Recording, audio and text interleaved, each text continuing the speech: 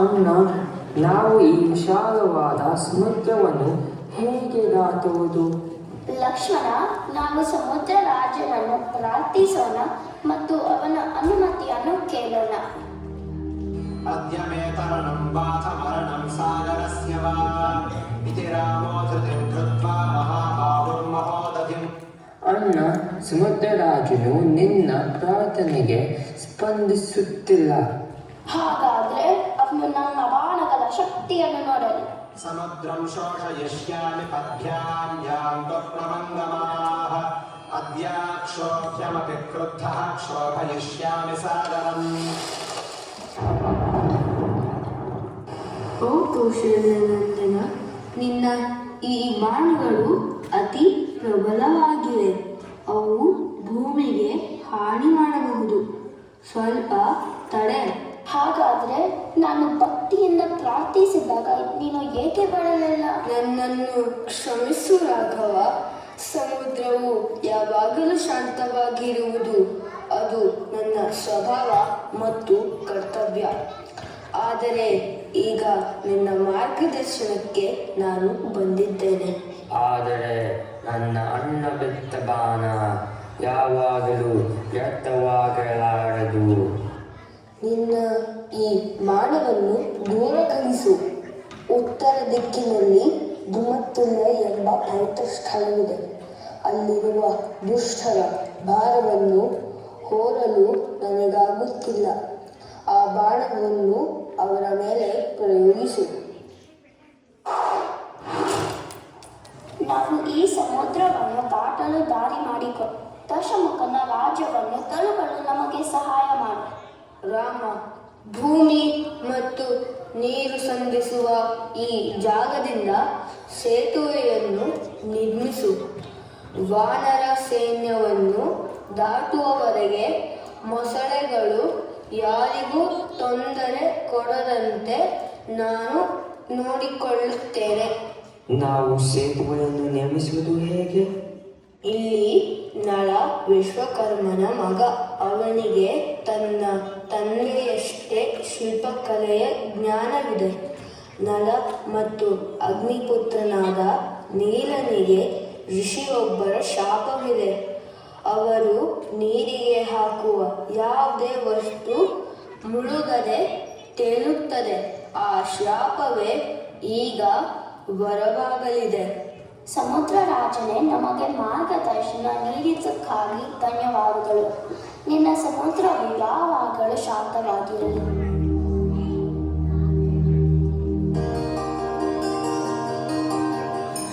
ಪ್ರಭು, ನಾನು ವಿಶ್ವಕರ್ಮನ ಪುತ್ರ. ಸಮುದ್ರ ರಾಜನು ನನ್ನ ಶಕ್ತಿಯನ್ನು ನೆನಪಿಸಿದ್ದಾನೆ.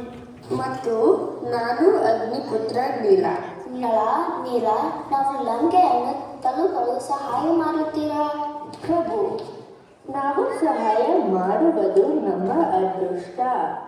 ಹಾಗಾದರೆ ಪ್ರಾರಂಭಿಸಿ. ಓ ಪುಣ್ಯಾತ್ಮರೇ, ಈ ದಾರಿಯು ನಿಮ್ಮ ಹೆಸರಿಗೆ ಕೀರ್ತಿಯನ್ನು ತರಲು.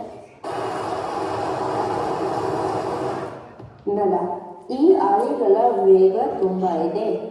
ಆದಿಪಾಯ ಗಟ್ಟಿಯಾಗಿ ಇರಬೇಕು. ಖಂಡಿತ. ಈ ಪ್ರತಿ ಒಂದು ಕಲ್ಲು ನಮ್ಮ ಸೇತುವೆ ಮಾತ್ರ ಅಲ್ಲ, ಇದು ಸೀತಾ ತಾಯಿಗೆ ನಾವು ನೀಡುವ ಗೌರವ. ವಾನರರೇ, ಹತ್ತಿರದ ಬೆಟ್ಟದಿಂದ ಬಲಿಷ್ಠವಾದ ಕಲ್ಲುಗಳನ್ನು ಸಂಗ್ರಹಿಸಿ. ಪ್ರತಿಯೊಂದು ಕಲ್ಲಿನ ಮೇಲೆ ಪ್ರಭುವಿನ ಹೆಸರು ಇರಲಿ. ಪ್ರತಿಯೊಂದು ರಾಮನಾಮವು ಈ ಕಲ್ಲುಗಳಿಗೆ ಬಲ ನೀಡುತ್ತದೆ. ಕೆಲಸ ಪ್ರಾರಂಭಿಸಿ.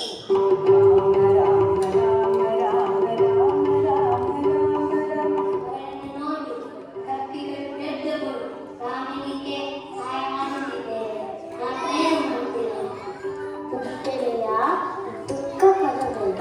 ನಾವು ಇನ್ನೂ ಅವರಿಗೆ ಸಹಾಯ ಮಾಡಬಹುದು. ನಾವು ಸಣ್ಣ ಸಣ್ಣ ಕಲ್ಲುಗಳನ್ನು ತೆಗೆದುಕೊಂಡು ಹೋಗೋಣ.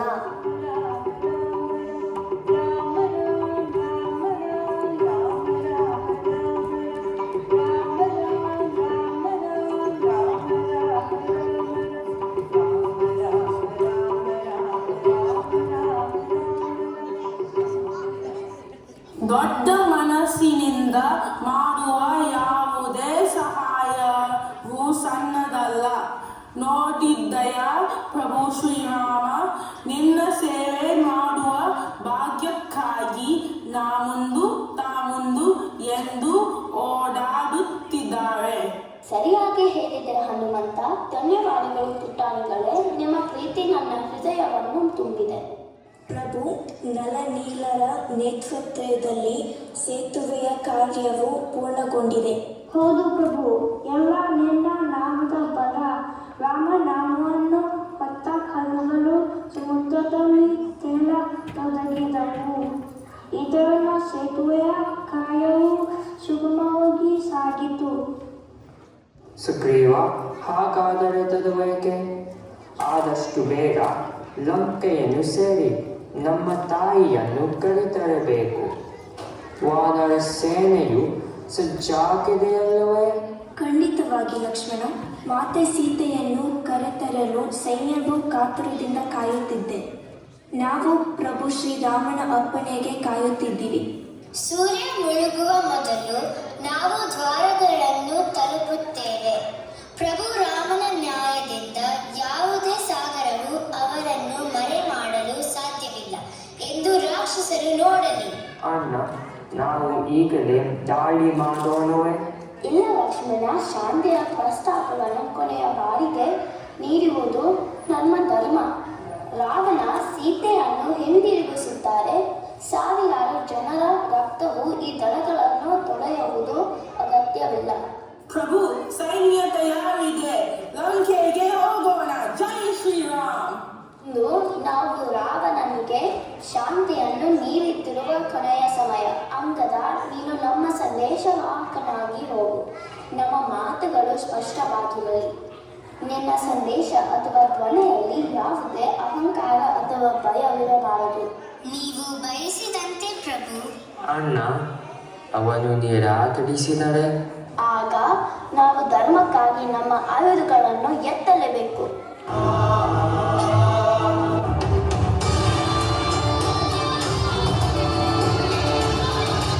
ಪ್ರಭು ರಾಮನೇಶ್ವರ, ನಮಗೆ ನನ್ನ ಪ್ರಣಾಮ. ಮಹಾರಾಜರೇ, ಘೋರವಾದ ಸುದ್ದಿ. ರಾಮ ಮತ್ತು ಅವನ ವಾನರ ಸೇನೆಯ ಸಮುದ್ರಕ್ಕೆ ಸೇತುವೆ ಕಟ್ಟಿ ನಮ್ಮ ಲಂಕೆಯ ದಡಕ್ಕೆ ಬಂದು ತಲುಪಿದ್ದಾರೆ. ಹೇಗೆ ಆ ಕಪಿಗಳು ಮತ್ತು ಆ ಇಬ್ಬರು ಮನುಷ್ಯರು ಅಷ್ಟು ಆಳವಾದ ಸಮುದ್ರಕ್ಕೆ ಸೇತುವೆ ಕಟ್ಟಲು ಹೇಗೆ ಸಾಧ್ಯ? ಅಣ್ಣ, ಇನ್ನು ಸಮಯ ಇದೆ. ದೇವಿ ಸೀತೆಯನ್ನು ಹಿಂತಿರುಗಿಸು, ಇಲ್ಲವಾದರೆ ಲಂಕೆ ನಾಶವಾಗುತ್ತದೆ. ದ್ರೋಹಿ, ನನ್ನ ಎದುರು ಧರ್ಮ ಮಾತಾಡಬೇಡ. ನಿನ್ನಂತಹ ಹೇಡಿಗಳ ಸಹವಾಸ ನನಗೆ ಬೇಕಿಲ್ಲ. ಇಡೀ ಪ್ರಪಂಚವನ್ನು ಗೆದ್ದ ನಾನಲ್ಲಿ ಇನ್ನು ಮೀಸೆ ಒಡೆಯುತ್ತಿರುವ ಆ ಬಾಲಕ ರಾಮ ಲಕ್ಷ್ಮಣರಲ್ಲಿ. ನನ್ನ ಪರಾಕ್ರಮದ ಮುಂದೆ ಅವರು ತೃಣಕ್ಕೆ ಸಮಾನ.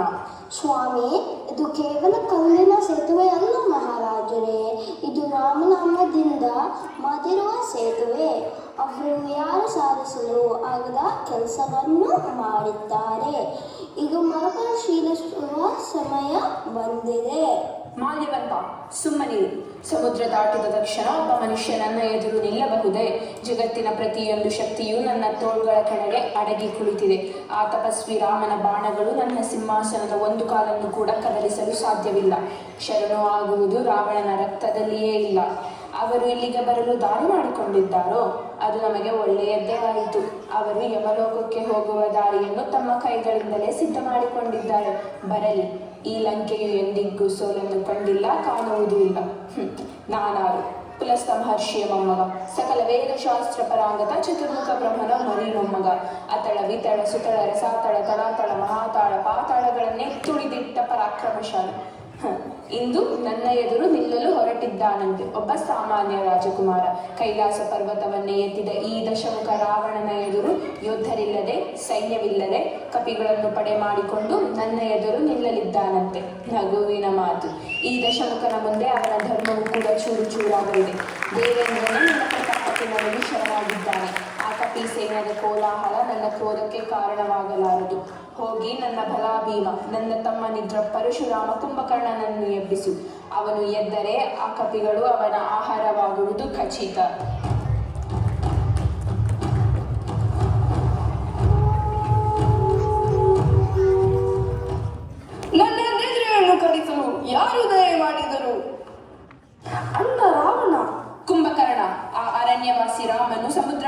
ದಾಟಿದ್ದಾನೆ.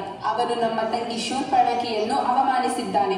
ಅದು ನಮ್ಮ ರಕ್ತಕ್ಕೆ ಅವಮಾನ ಮಾಡಿದ ಹಾಗೆ. ಕಲ್ಲುಗಳನ್ನು ತೇಲಿಸುವ ಹೆಸರಿನ ಮನುಷ್ಯನ ಹೆಂಡತಿಯನ್ನು ಕದ್ದು ನೀನು ಸಾವನ್ನು ಆಹ್ವಾನಿಸಿದೀಯ. ನಮ್ಮ ರಕ್ತಕ್ಕೆ ಅವಮಾನವೇ? ಇಲ್ಲ ಅಲ್ಲ, ನೀನು ಜನಕನ ಮಗಳ ಮೇಲೆ ಕೈ ತಕ್ಷಣವೇ ನಮ್ಮ ರಕ್ತಕ್ಕೆ ಅವಮಾನ ಮಾಡಿದೆ. ನಾನು ಆಗಲೇ ಹೇಳಿದ್ದೆ ಮತ್ತು ಈಗಲೂ ಹೇಳುತ್ತಿದ್ದೇನೆ, ಒಣಗಿದ ಹುಲ್ಲಿನ ಮನೆಗೆ ನೀನು ಬೆಂಕಿಯನ್ನು ಆಹ್ವಾನಿಸಿದ್ದೀಯ. ಕುಂಭಕರ್ಣ, ನಾನು ನಿನ್ನನ್ನು ಎಬ್ಬಿಸಿದ್ದು ನನ್ನ ಪರಾಕ್ರಮದ ಮೇಲೆ ಸಂಶಯ ಪಡಲಲ್ಲ. ಶೂರ್ಪಣಖಿಯ ಅವಮಾನ ಅದು ಕೇವಲ ಅವಳಿಗಾದ ಅವಮಾನವಲ್ಲ, ಅದು ನಮ್ಮ ಕುಲಕ್ಕೆ ಅವಮಾನ ಮಾಡಿದ ಹಾಗೆ. ಜನಕನ ಮಗಳನ್ನು ನಾನು ತಂದಿದ್ದು ನನ್ನ ಅಹಂಕಾರಕ್ಕಾಗಿಯೇ ಇರಬಹುದು, ಆದರೆ ಈಗ ಅವಳನ್ನು ಮರಳಿ ಕೊಟ್ಟರೆ ಈ ಪ್ರಪಂಚ ನನ್ನನ್ನು ಹೇಡಿ ಎನ್ನುತ್ತದೆ. ದಶಮುಖ ರಾವಣ ಯಾವತ್ತು ತಲೆ ಬಗ್ಗಿಸಿ ಬದುಕಿದವನೇ ಅಲ್ಲ.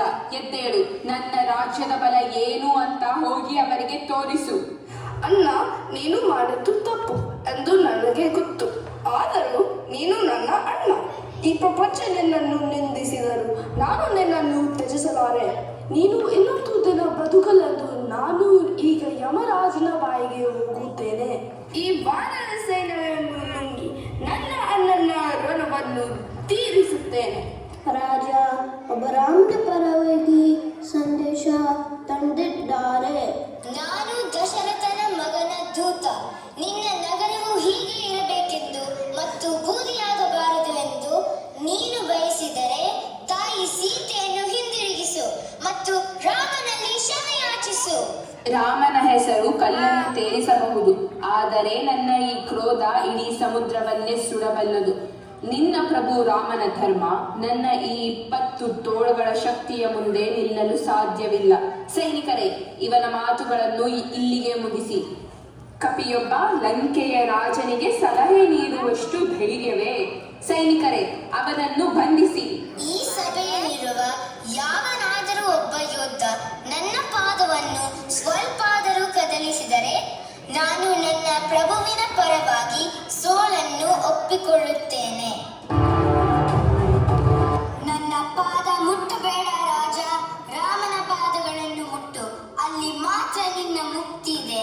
ರಾವಣ, ನನ್ನ ತಂದೆ ವಾಲಿ ನಿನ್ನನ್ನು ಒಂದು ಕಾಲದಲ್ಲಿ ಸೋತಿಸಿದ್ದ. ನಾನು ಅವನ ಮಗ. ನಾವು ವಾನರರು ಅಂತ ಹುಚ್ಚು ನಂಬಿಕೆ ಬೇಡ.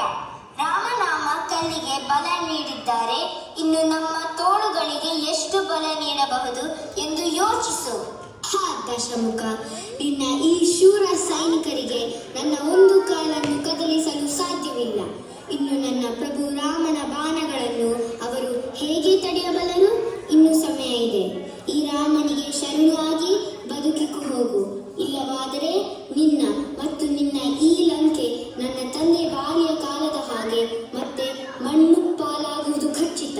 ಜೈ ಶ್ರೀರಾಮ್. ನಿಲ್ಲು, ಆ ಕಪಿಯನ್ನು ಹಿಡಿಯಿರಿ. ನನ್ನ ಈ ಸಭೆಯಲ್ಲಿ ಒಬ್ಬ ಕಪಿ ಬಂದು ನನ್ನನ್ನೇ ಹೇಡಿ ಎಂದು ಕರೆದನೆ. ನನ್ನ ಪರಾಕ್ರಮಕ್ಕೆ ಇದು ದೊಡ್ಡ ಅಪಮಾನ. ಲಂಕೆಯ ಪ್ರತಿಯೊಬ್ಬ ರಾಕ್ಷಸ ಯೋಧನು ಕವಚ ಧರಿಸಲಿ, ಅಗ್ನಿ ಯೋಧರು ಸಿದ್ಧರಾಗಿರಲಿ, ಅಶ್ವ ಮತ್ತು ಗಜ ಸೈನ್ಯವು ಲಂಕೆಯ ದ್ವಾರಗಳಲ್ಲಿ ನಿಲ್ಲಲಿ. ಈ ರಾತ್ರಿಯೂ ನಾವು ಆ ಕಪಿಗಳ ಸೈನ್ಯ ಮತ್ತು ಆ ಮನುಷ್ಯರ ರಕ್ತವನ್ನು ಈ ಭೂಮಿಗೆ ಹರಿಸಬೇಕು.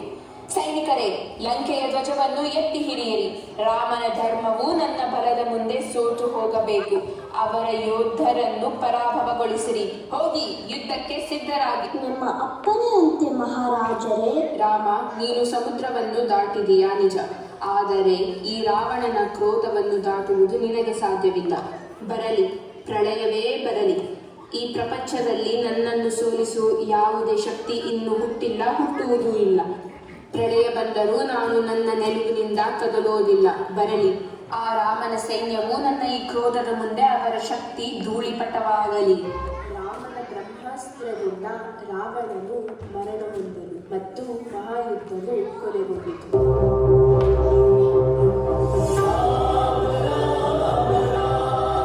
ಪ್ರಭು, ನನ್ನ ಅಣ್ಣಂದಿರನ್ನು ಕ್ಷಮಿಸಿ ಸ್ವಾಮಿ. ಜಗನ್ಮಾತೆಯನ್ನು ಅಪಮಾನಿಸಿದ ಆ ಪಾಪವನ್ನು ಮನ್ನಿಸಿ ಸ್ವಾಮಿ. ಈ ವಿಭೀಷಣ, ಈ ಲಂಕೆ ಎಲ್ಲ ನಿನ್ನ ಸೊತ್ತು. ವಿಭೀಷಣ, ಸಮಾಧಾನ ಮಾಡಿಕೊ, ಆಗುವುದೆಲ್ಲ ಒಳ್ಳೆಯದಕ್ಕಾಗಿ. ನಾವು ಶೀಘ್ರವಾಗಿ ಅಯೋಧ್ಯಕ್ಕೆ ಮರಳಿ ಹೋಗಬೇಕು. ನನ್ನ ತಮ್ಮ ಭರತ ನನಗಾಗಿ ಕಾಯುತ್ತಿದ್ದಾನೆ. ಆದಷ್ಟು ಬೇಗ ನಿನ್ನ ಪಟ್ಟಾಭಿಷೇಕ ಕಾರ್ಯವು ನಡೆಯಲಿ. ಪ್ರಭು, ತಾಯಿ ಸೀತೆ ನಿಮಗಾಗಿ ಕಾಯುತ್ತಿದ್ದಾಳೆ. ಅವರನ್ನು ನಿಮ್ಮ ಮುಂದೆ ಕರೆತರಲೆ. ಅವಳನ್ನು ಗೌರವದಿಂದ ಕರೆತನ್ನಿ. ಅವಳು ನಮಗಿಂತಲೂ ಹೆಚ್ಚು ಸಂಕಷ್ಟಗಳನ್ನು ಸಹಿಸಿಕೊಂಡಿದ್ದಾಳೆ.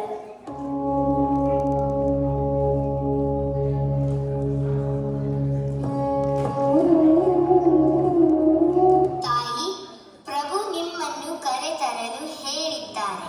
ಪ್ರಭು, ಯುದ್ಧ ಎಂದು ಕೊನೆಗೊಂಡಿದೆ. ಸೀತೆ, ಒಬ್ಬ ಯೋಧನಾಗಿ ನಾನು ನನ್ನ ಕರ್ತವ್ಯವನ್ನು ಮಾಡಿದ್ದೇನೆ. ರಾವಣನನ್ನು ಸೋಲಿಸಿ ಗೌರವವನ್ನು ಮರುಸ್ಥಾಪಿಸಿದ್ದೇನೆ. ಆದರೆ ಒಬ್ಬ ರಾಜನಾಗಿ ನಾನು ನನ್ನ ಹೃದಯಕ್ಕಿಂತ ಮಿಗಿಲಾಗಿ ಯೋಚಿಸಬೇಕಾಗಿದೆ. ಅಣ್ಣ, ಇದೇನಿದು? ಜಗನ್ಮಾತೆಗೆ ಅಗ್ನಿ ಪರೀಕ್ಷೆಯೇ? ಪ್ರಭು, ನನಗೆ ಗೊತ್ತು, ನನಗೆ ಮಾತಾಡೋ ಅಧಿಕಾರ ಇಲ್ಲ. ಆದರೆ ತಾಯಿ ಸೀತೆ ಪವಿತ್ರತೆಯ ಬಗ್ಗೆ ಸಂಶಯ ಪಡೋದು ಸೂರ್ಯ ಪ್ರಕಾಶವನ್ನು ಸಂಶಯದಾಗೆ. ನಾನು ಅಶೋಕವನದಲ್ಲಿ ಅವರ ಭಕ್ತಿಯನ್ನು ನೋಡಿದ್ದೇನೆ. ಅವರು ಪವಿತ್ರರು. ನೀನು ಇನ್ನೊಬ್ಬ ಪುರುಷನ ಅರಮನೆಯಲ್ಲಿ ಹೇಗೆ ವಾಸಿಸಿದೆ ಎಂದು ಅವರು ಪ್ರಶ್ನಿಸುತ್ತಾರೆ. ಇದು ಅನ್ಯಾಯ. ನಮಗೆ ಅವರ ಪವಿತ್ರತೆಯ ಬಗ್ಗೆ ತಿಳಿದಿದೆ. ಬೇಡ ಹನುಮಂತ, ಜಗತ್ತು ಮಾತನಾಡಲಿ. ಸತ್ಯವು ಧ್ವನಿಗಳಿಗೆ ಹೆದರುವುದಿಲ್ಲ. ನನ್ನ ಹೃದಯವು ಒಂದು ಕ್ಷಣ ರಾಮನಿಂದ ದೂರವಾಗಿದ್ದರೆ, ದುಃಖದಲ್ಲೂ ನನ್ನ ಆಲೋಚನೆಗಳು ಪವಿತ್ರವಾಗಿರದಿದ್ದರೆ, ಅಗ್ನಿದೇವನೇ ಅದಕ್ಕೆ ಸಾಕ್ಷಿಯಾಗಲಿ. ಬೇಡ ತಾಯಿ, ಬೇಡ. ದುಃಖಿಸಬೇಡ ಲಕ್ಷ್ಮಣ. ಅಗ್ನಿಯು ಸತ್ಯವನ್ನು ಸುಡುವುದಿಲ್ಲ, ಅದು ಸತ್ಯವನ್ನು ಅನಾವರಣಗೊಳಿಸುತ್ತದೆ. ಈ ಪರೀಕ್ಷೆ ಕೇವಲ ನನಗಲ್ಲ, ಮುಂದೆ ಬರುವ ಪ್ರತಿಯೊಂದು ಹೆಣ್ಣು ಮಗಳಿಗಾಗಿ. ಸತ್ಯವು ಯಾವಾಗಲೂ ಬಯಲಿಗೆ ಬರಲೇಬೇಕು. ಅಗ್ನಿದೇವರೇ, ನನ್ನ ಮನಸ್ಸು ಸ್ವಚ್ಛವಾಗಿದ್ದರೆ ನನ್ನನ್ನು ರಕ್ಷಿಸು.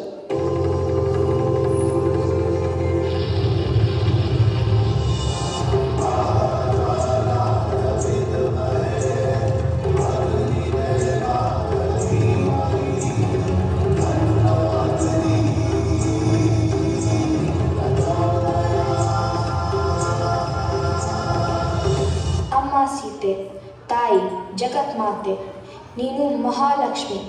ನೀನೇ ಸಾಕ್ಷಾತ್ ಶಕ್ತಿ ಸ್ವರೂಪಿಣಿ. ನಿನಗೆ ನನ್ನ ಪ್ರಣಾಮಗಳು. ನೀನು ಪತಿವ್ರತೆ ತಾಯಿ. ನಿನ್ನ ಮುಂದೆ ನನ್ನ ಈ ಜ್ವಾಲೆಯು ಏನು ಮಾಡಿತು? ನಾನು ಅಗ್ನಿ. ನಾನು ಸುಳ್ಳನ್ನು ಭಸ್ಮ ಮಾಡುತ್ತೇನೆ, ಅಶುದ್ಧತೆಯನ್ನು ಬಯಲಿಗೆ ಎಳೆಯುತ್ತೇನೆ. ಆದರೆ ಈ ಮಹಾತಾಯಿಯ ಮುಂದೆ ನಾನು ಮೃದುವಾದೆ. ಸ್ವರ್ಗವು ಆಲಿಸಲಿ, ಭೂಮಿಯು ಸಾಕ್ಷಿಯಾಗಲಿ. ಅನುಮಾನದ ಪ್ರತಿಯೊಂದು ಬಿಸಿ ಮಾತು ಅಡಗಲಿ. ಸೀತೆಯು ಪರಮ ಪವಿತ್ರಳು. ರಾಮ, ನೀನು ಧರ್ಮ ರಕ್ಷಕ. ಆದರೆ ಧರ್ಮವು ಕೂಡ ಕೆಲವೊಮ್ಮೆ ಜಗತ್ತಿನ ಮುಂದೆ ಸಾಬೀತಾಗಬೇಕಾಗುತ್ತೆ. ಈ ಪರೀಕ್ಷೆಯು ನಿನಗಾಗಿ ಇರಲಿಲ್ಲ, ಅವಳಿಗೂ ಇರಲಿಲ್ಲ. ಬದಲಾಗಿ ಅವರು ಅರ್ಥ ಮಾಡಿಕೊಳ್ಳಲಾಗದ ಸತ್ಯವನ್ನು ಸಂಶಯಿಸುವವರಾಗಿ ಇತ್ತು. ಅವಳನ್ನು ಗೌರವದಿಂದ ಸ್ವೀಕರಿಸು.